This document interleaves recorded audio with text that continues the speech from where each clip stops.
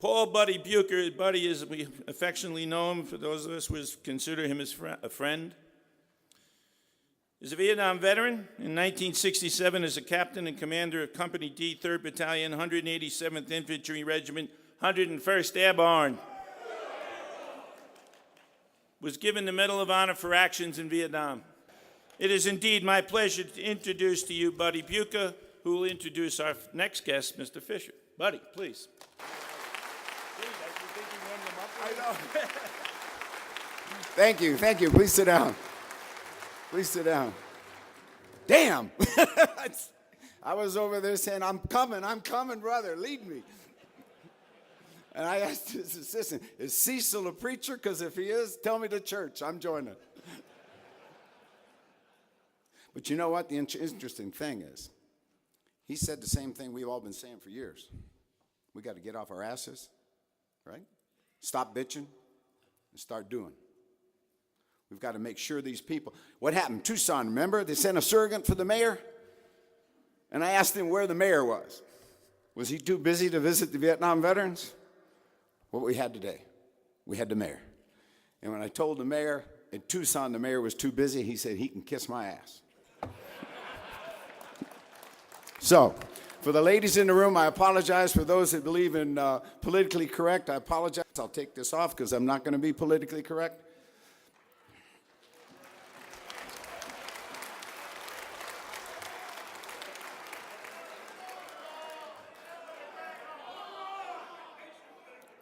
The 10 men on that wall in Washington who earned this far more than I have no idea how they would agree or disagree with what I say. This is theirs. I don't want to associate my remarks with their names. Although I'll tell you, the rest of my guys stand side by side. They stand right in line with Cecil. They say that the Vietnam veterans of America represent those who came back from a war who they could not find the location on a map when asked to, couldn't speak the damn language, and had no idea what the culture was. But we went because we trusted in the integrity, the compassion, and the honesty of our government. And our government said, raise your right hand and you will receive the following. And we said, okay, that's a deal. And we came home and the only mistake we made is we did not die. So Tom Coburn, the Defense Business Board, former Congressman Bucher, none of whom served. And on the Defense Business Board, not one is an enlisted man. Those that did serve are officers. Say you do not need your veterans' benefits, so cut them. Now you can cut mine, I don't care. You cut my men, you might as well try to kill me. So when you guys now go home from this place, your challenge is to make a difference. Cecil's got slightly under 100,000 members. Over 40% are veterans. Of his retirees, 75% are veterans. And that's the same with the steel company, the automobile workers, all of them. They're about our size. Go home, find them, join up, and put together. Guess what? We got twice as many. Twice as many. Join up with the automobile workers, you got 3 times as many. Get with the steel workers, you got 4 times as many. And then you say, as I've always said we have to say, Mr. President, Mr. Senator, Miss or Mrs. Congressperson, you're entitled to come speak to us at 9 o'clock at night on Tuesday. Get your ass there. Or otherwise, we're supporting your opponent. If you don't do that, you've got no right to complain. No right.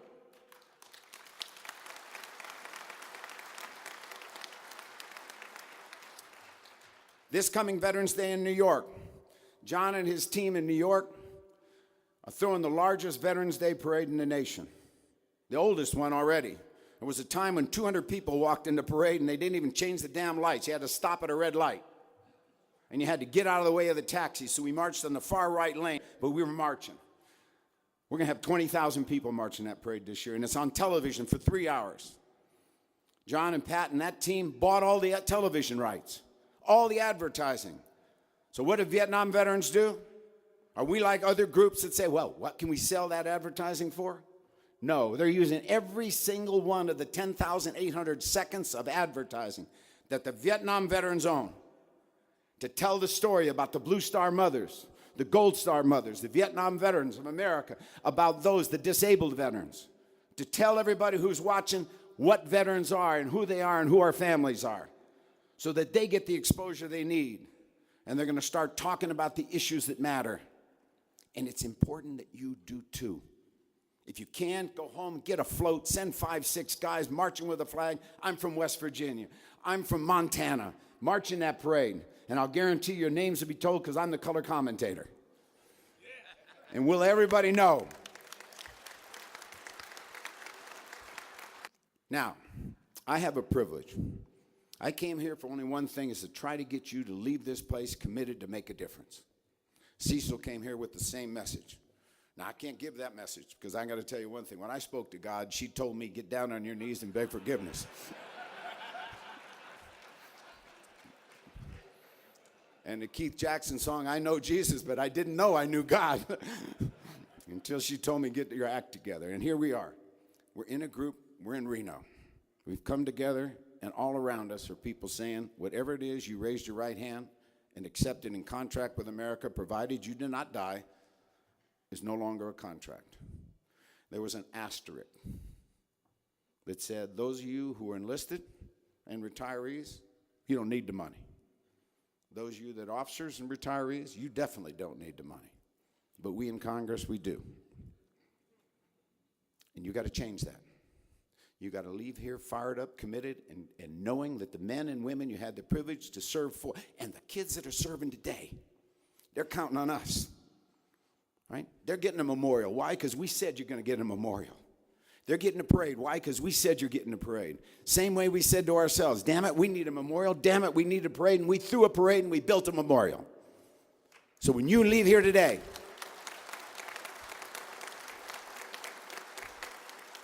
you go home, you have a responsibility. You have a heavy load to carry. And we come from the generation, it ain't heavy. He's our brother. These kids are our brothers too. And amongst them, our sisters, doing the same job, losing the same legs.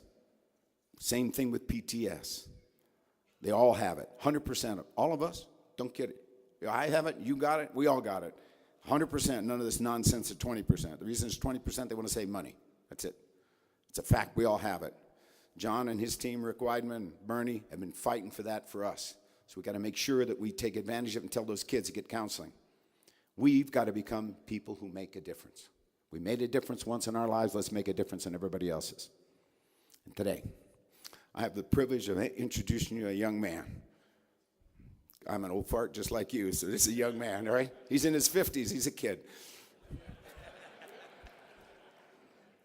Didn't grow up at a time when there was a war, he was a little kid watching us on television.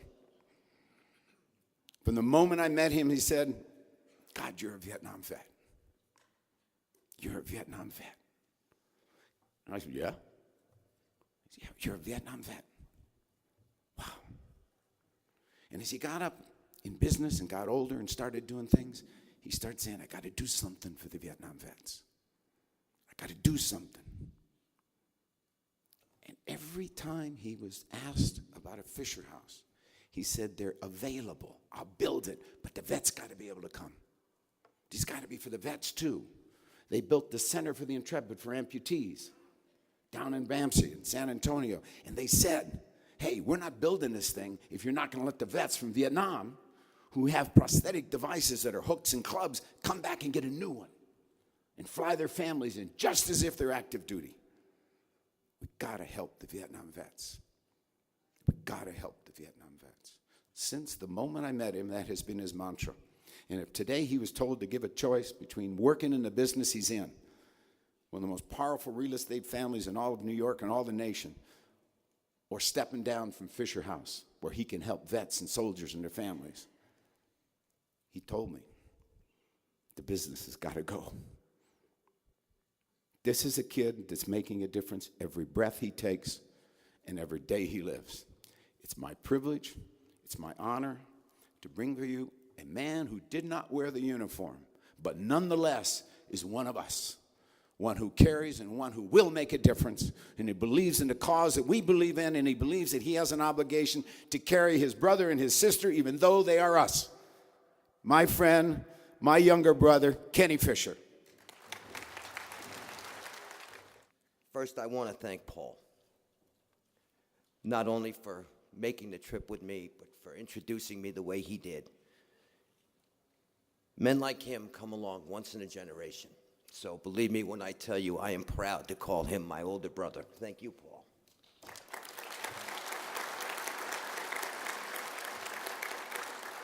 What do you say to a group that you've wanted to talk to your whole life?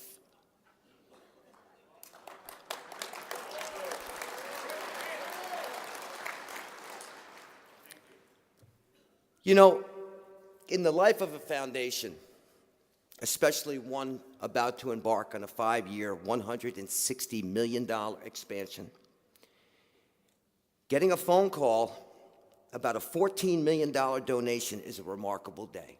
To me, what made it remarkable was not just the amount, but that it came from veterans of Vietnam. So often, I speak about my wish that Fisher House could have been there for you.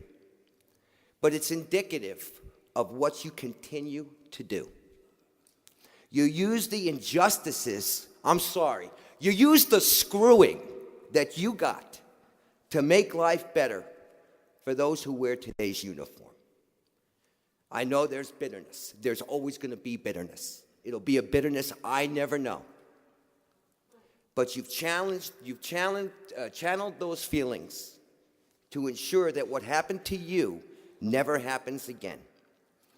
I've said it time and again. Vietnam veterans are the reason that today's servicemen and women hear the phrase, "Thank you for your service."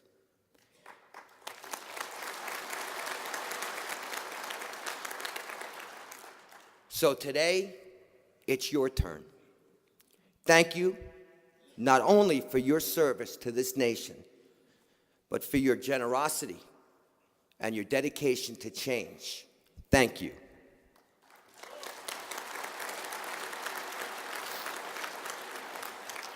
As for us at Fisher House, you've always been there.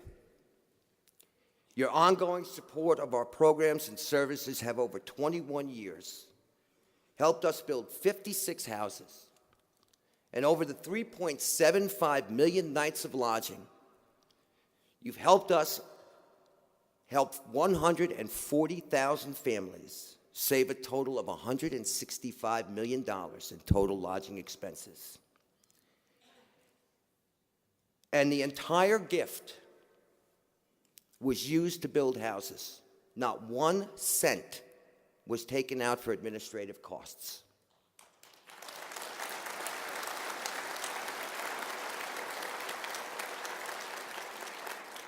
Let me tell you, actually, I'm going to actually break a little bit and do something not many foundations do.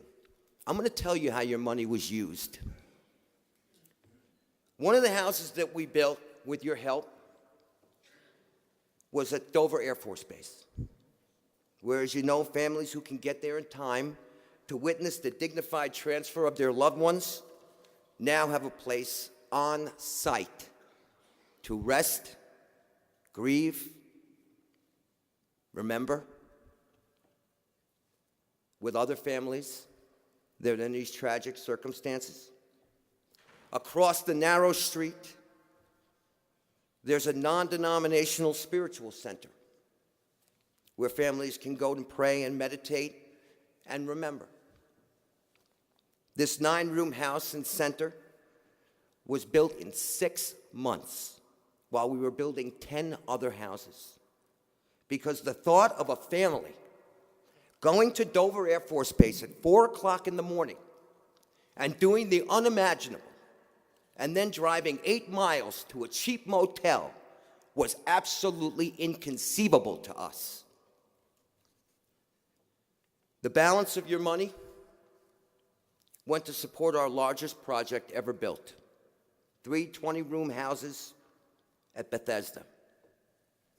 Aggregate total of approximately $23 million. One of those houses will support the newly opened Center for Excellence, built by the other beneficiary of your donation, the Intrepid Fallen Heroes Fund, who, like Fisher House, used 100% of the money donated to build the center.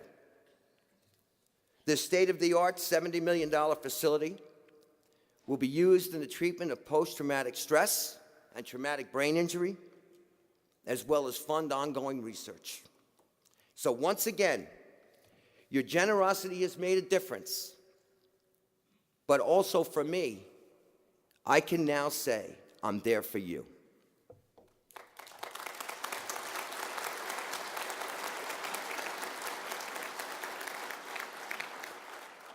Even though the houses have grown in size, the original design was 6 rooms, 5,000 square feet. We changed radically, obviously, after 9/11. The houses are now 16,000 feet, 20 rooms. But even though they've grown, commensurate with the need, the feeling of comfort and intimacy that led to a support system that makes these houses homes was not lost. And I think that's even more important than the monetary savings. It makes families in these houses one big family. Whether it's today's military or for the veterans, you all become one big family within the house. What that does is it makes better caregivers. They help each other through the good day or through the bad days. They share the joy of the good days. And there's no price tag that can be put on that. They say that imitation is the sincerest form of flattery. The Fisher House model has worked so well. It has, in fact, spawned programs in allied countries as well. The Canadian program is called Valor Place and is patterned after our 12-room design. The impetus was the treatment that Canadian families received when they went to Landstuhl to visit their loved ones in the 2 houses that we have there. And in the UK, a program called Norton House was patterned after the model as well. But in England, the treatment of wounded warriors is radically different because they don't receive treatment through a centralized VA-type structure, but rather are folded into the national health care system, and then they're scattered throughout the country. They got together and said, we'd like to be together. So at the new hospital that was built in Birmingham, England, they created a new 30-bed wounded warrior ward so that they could recuperate together and that the families could help each other, similar to what we do here. And what we're going to do is we're going to help them build a Fisher House there because our British allies have always been there for us. We want to be there for them.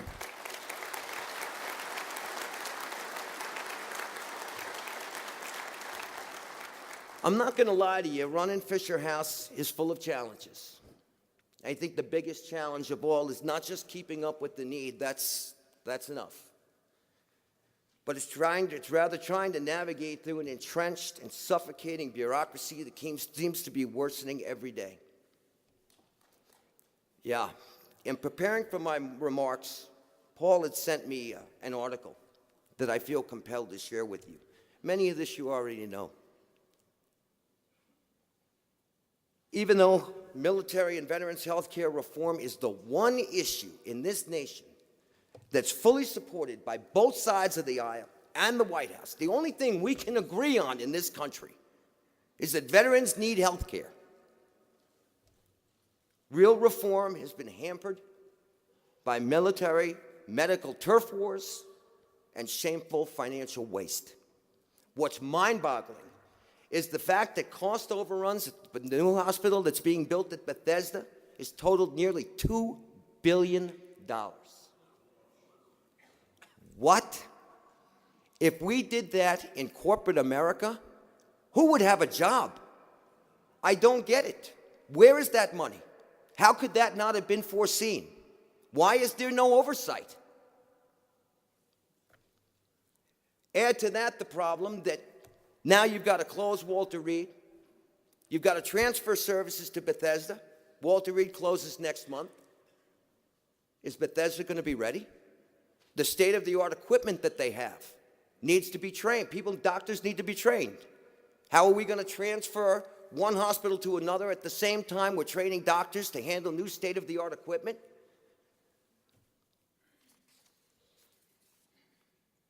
Add to that, they've still got to conduct general health care as a whole, and you've got a recipe for disaster. We've got to do better. We've got to talk to Washington. We've got to get Washington to do better. You have earned health care. As Paul said before, when you raised your hand, you made a pact with America. It's a pact I don't know. I didn't wear the uniform. But it's time to deliver. And I promise you, I will do everything in my power to make sure that you get what you deserve.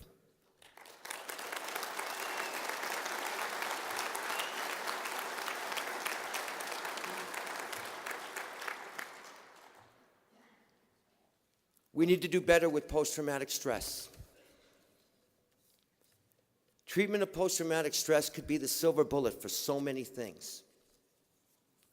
I mean, think about it. Post-traumatic stress can lead to drug and alcohol abuse, domestic violence, divorce, job loss.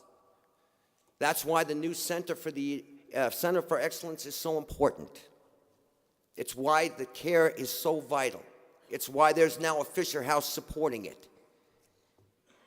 That's something else we have to do better. We have to do a better job for you. Those who don't know anything about combat will never know what you experienced. That's something else I'm going to work hard to help you with. I got up this morning at 3:30 because I try to stay on New York time when I travel. And I started to pace back and forth, trying to think of what I would say to you in closing.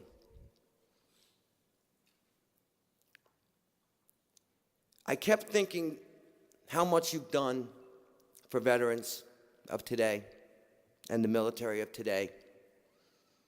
How thank you for your service is a phrase that you never heard, and 58,000 of your brothers and sisters never heard. And I started to get angry again.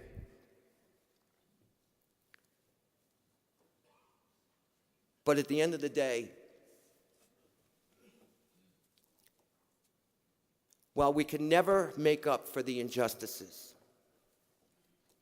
that were done to you, and America could never say it's sorry enough, I promise you, with every fiber in my body, that I will continue to do what I do.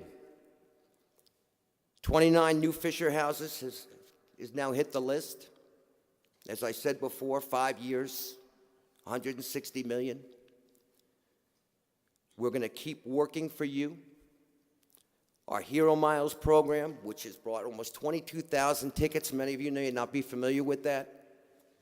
It's a program designed to donate your unused frequent flyer miles so family members not covered by travel orders can get to the bedside of their loved one at no cost. Our scholarship programs, which I encourage you to go to our website. Look at the programs that Fisher House has to offer. We are here for you. I remember getting a phone call once from Paul who said, Vietnam veterans don't think Fisher House is for them. 90% of what we're doing in the future is for veterans. Yes, it is for you too. Use the system. If you need it, you need treatment, go to the website. Find out where the nearest Fisher House is. If it's not there, I promise you one will be there soon. In any case, again, I want to say thank you. I want to say thank you for what you've done. I want to say thank you for what you continue to do. And I won't rest until America loves you as much as I do. God bless you.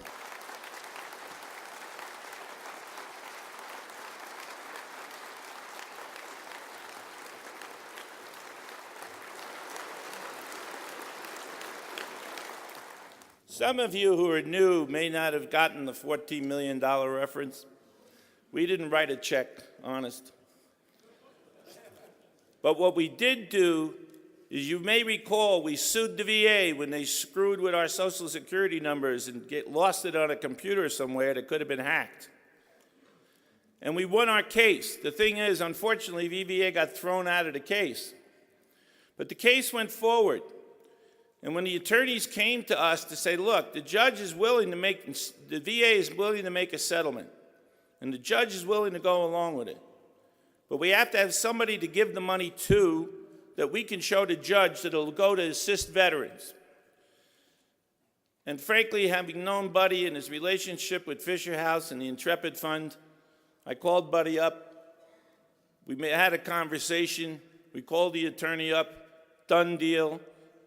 The whole money went to the Fisher Fund and the Intrepid Fund, 50-50. And it's all because of us and you and your willingness to take on the system. And while it's nice to kind of take credit for it, the truth was it's really everybody's credit. And we really appreciate the work that they do. And I think one of the key factors that Ken brought out is the fact that it's not just for the new veterans coming home, and it's not just at the military bases, that a lot of them are affiliated with the VA hospitals, and they're there for you and your families as well. Kenny? Thank you, John. Thank By you. the way, I don't want to take too much time, but there's something I do need to tell you. A few months back, John came to my office, and we started to discuss a few things that were needed by the Vietnam Veterans of America. One of those initiatives that John discussed with me was a service representative locator website. So a veteran or a family member can put their zip code in and find their nearest service representative nearest them, which can help with so many things, post-traumatic stress, whether or not you just need to reach out. So what we'd like to announce today, and also make an ongoing promise, is that the Fisher family would like to donate $500,000 to that initiative, as well as a promise to keep going in the future. Thanks you again.